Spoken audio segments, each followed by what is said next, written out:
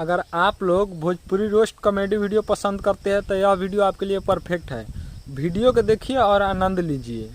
हमर दोनों बैलून साला धुक धुक करे। अच्छा तो भौजी के कहना बानू कि हमर दोनों बैलून धुक धुक करे।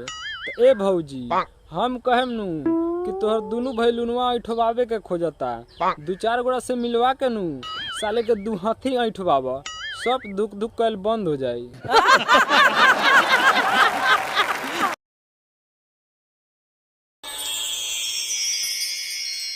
तो का हाल बा भाई लोग, ठीक बानू?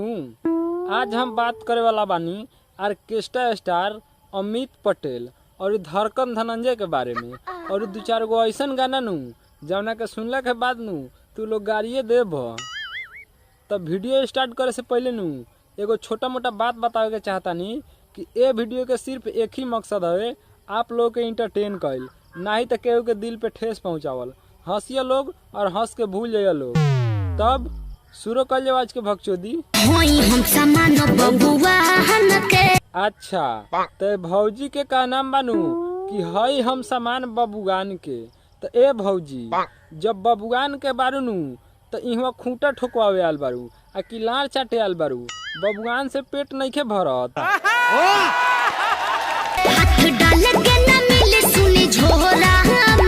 अच्छा तो भौजी के का नाम बानू कि हाथ डाले के न मिली सुनी झोरा में। तो ए भौजी हाथ नू न डाले देबू लेकिन लार डाले देबू नू। ले जइहे रुपया के बोरा में, बैठ जो ना जादू जी के कोरा में। अच्छा तो जादू जी के कहना बानू कि ले जइहे रुपया के बोरा में, अब बैठ जो ना जादू जी के कोरा में। तो ए भौजी अब तू ही सोचा, जब बैठे के बोरा में मिलता तो ठोकवेबू नू तो साला ट्रैक्टर पर लाद के ले जाए के पड़ी रुपया।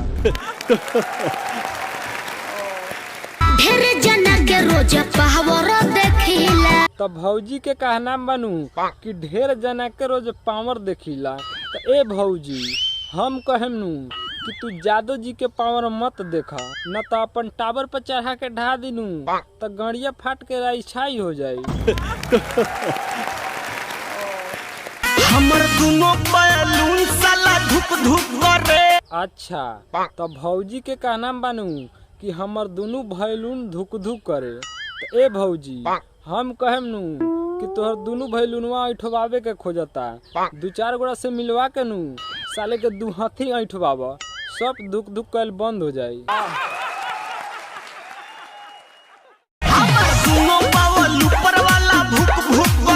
अच्छा तो भौजी के नू दोनों बॉल ऊपर वाला भूक भूक बरता। तो ए भौजी अब तोहरा के हम का कहेम नू कि हमर साला 11,000 वाला हाइलोजिनवा ले जा।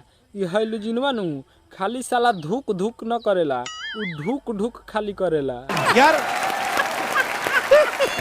लगातार करे कब कब रुक रुक करे। अच्छा तो भौजी के का नाम बानू कि राजा काम करे कबो रुक रुक करे।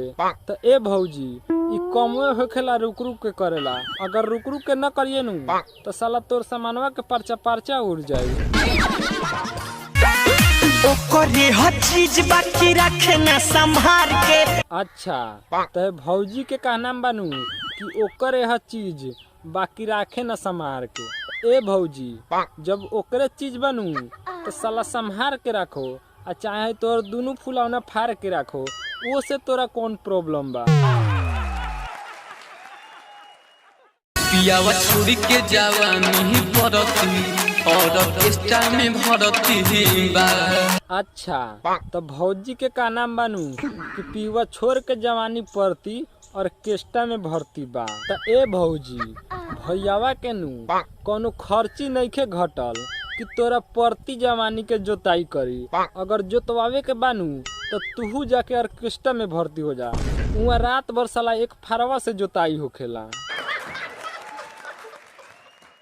चढ़ल जवानी हमर भइल बा का कहारा, पढ़ता सैया अभी दुका दुके पहाड़ा। अच्छा तो भौजी के का नाम बानू कि चढ़ल जवानी हमर भइल बा का कहारा, आ पढ़त सैया अभी दुका दुके पहाड़ा। तो ए भौजी भैयावा तो ऊपर से दुका दुके पहरा पढ़ते बा, लेकिन हम कहम नू कि नीचे से हमरो के एका एक पहरा पढ़ा दो।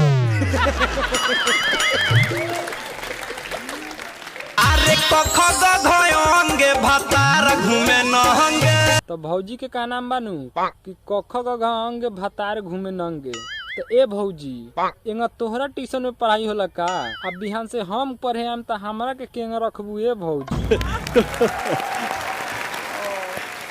जैसे जवानी के ना पानी चुएला। अच्छा तो भौजी के का नाम बानू कि जैसे न जवानी के पानी चुएला। अच्छा तो कहत तनी सरवा भैयावा के काहे नंगे राखता? इ तो भौजी जवानी के पानी चुआवता। झसे नहीं झूला के रसगुल्ला चिखता। अच्छा तो भौजी के का नाम बानू कि झ से न झूला के रसगुल्ला चिखता, तो उ सरवा लड़ चाटा होई वही से न चिखता। ए भौजी हमरा के ले आके चिखावा, हम ओमे बड़ा माहिर बारी, निमन खराब के पता चल जाई। जब भुइया सुता के सैया मारे दाना दन। अच्छा तो ए भौजी के का नाम बानू कि सैया भुइया सुता के मारे दाना दन। ए साले कैमरामैन सरवा हम पगला के मर जाइम का रे? सरवा कोनो कहता झूला के रसगुल्ला नहीं खे चिखत, आ कोनो कहता भुइया सुता के मारे दाना दन। सरवा है भौजी लेके नू सामान के हमरा रंगे तल न चिन्हाला। गजब बेइज्जती है। करी छनर मनरता गोड़ देला बानी। ठीक कहलू ए भौजी, करी छनर मनर तो गोर देला बानी। सरवा तोहनी के नू गोर हाथ दुनू बांध के आ घोड़ा से दाना दन मारवावे, तब तोहनी सुधरबू। चेतने दुखाला वतने याद आवे नानी। अच्छा तो भौजी के कहना बानू जितने दुखाला उतने याद आवे नानी।